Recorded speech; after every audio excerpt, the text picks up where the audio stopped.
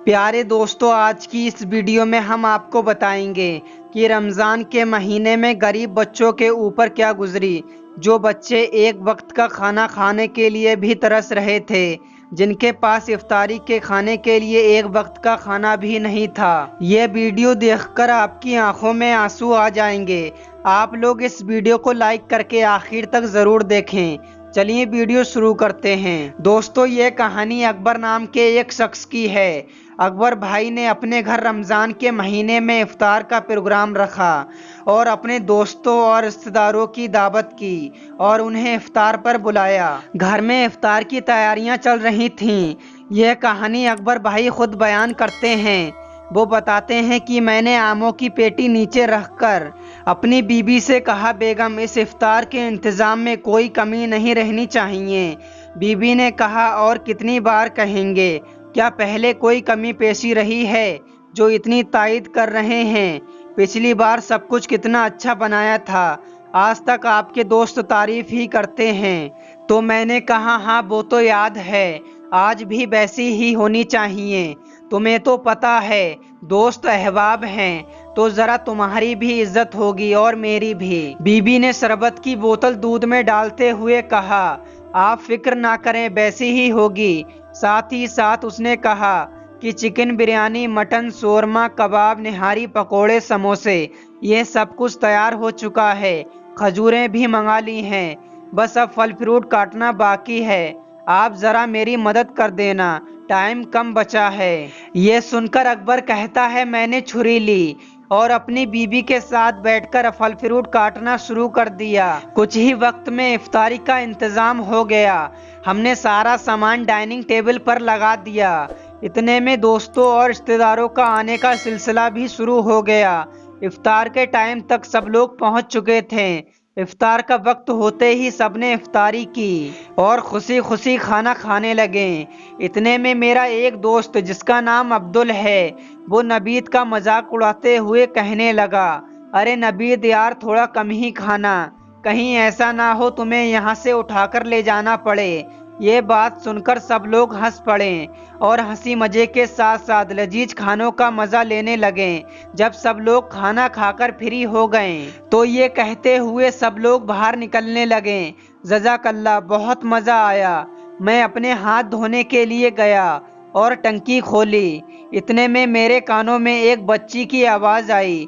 बच्ची कह रही थी, अम्मी, अब तो सब लोग तरावी की नमाज पढ़ रहे होंगे और हमने अभी तक रोज़ा इफ्तार नहीं किया है। सहरी भी सिर्फ पानी से ही की थी।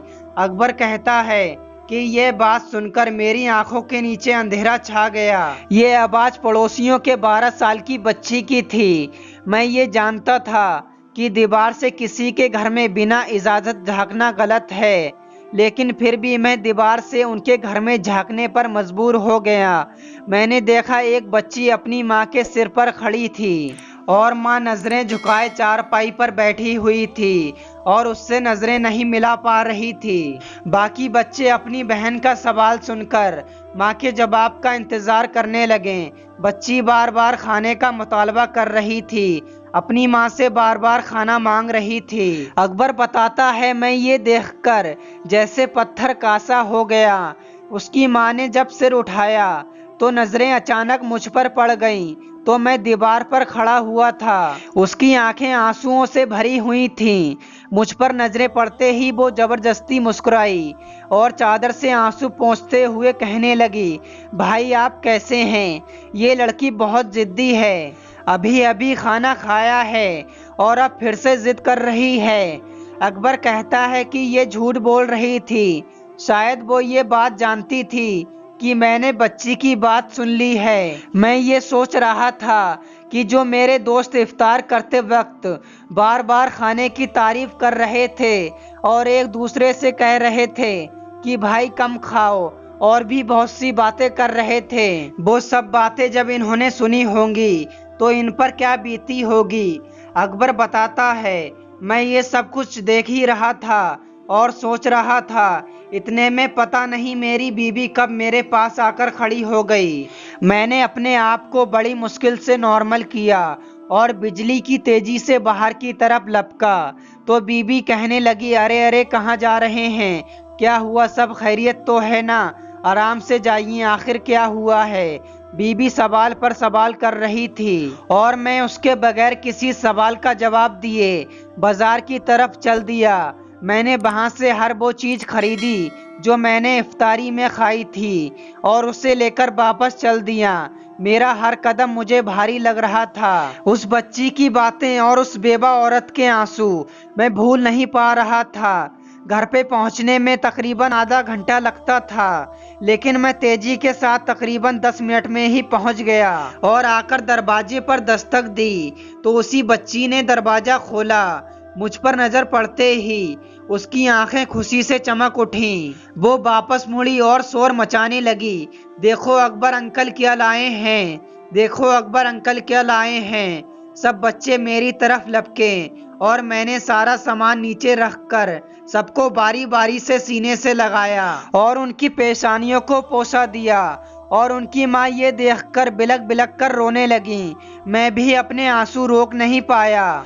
बच्चों का शोर सुनकर मेरी बीबी दीवार पर आ गई और ये सब कुछ देखने लगी।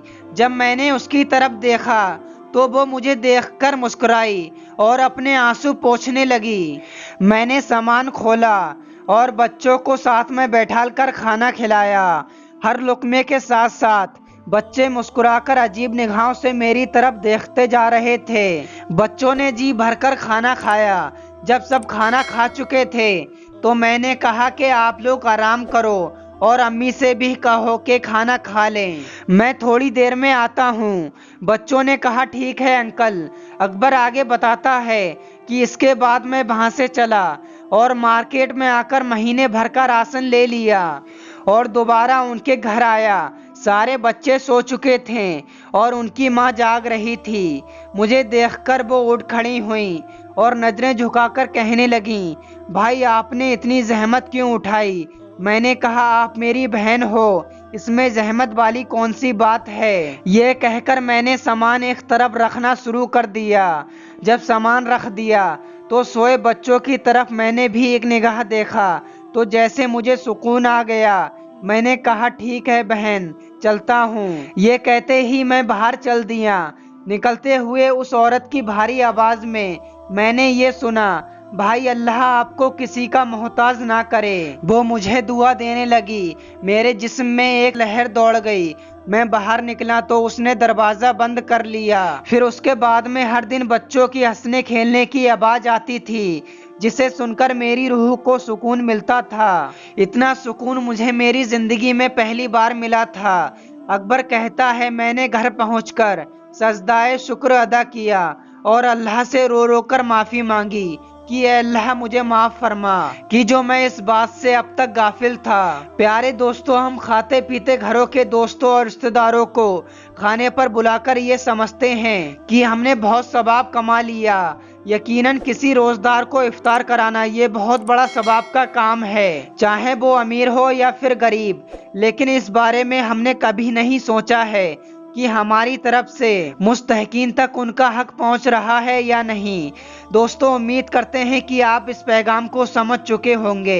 तो दोस्तों, आप लोग इस रमज़ान के मुबारक महीने में अपने आस पड़ोस के ज़रूरतमंद लोगों का ज़रूर ख्याल रखें और भी इसी तरह की वीडियो देखने के लिए इस वीडियो को दिल से लाइक करके चैनल को सब्सक्राइब करके बेल आइकन प्रेस कर लें और इस वीडियो को ज़्यादा से ज़्यादा शेयर करें।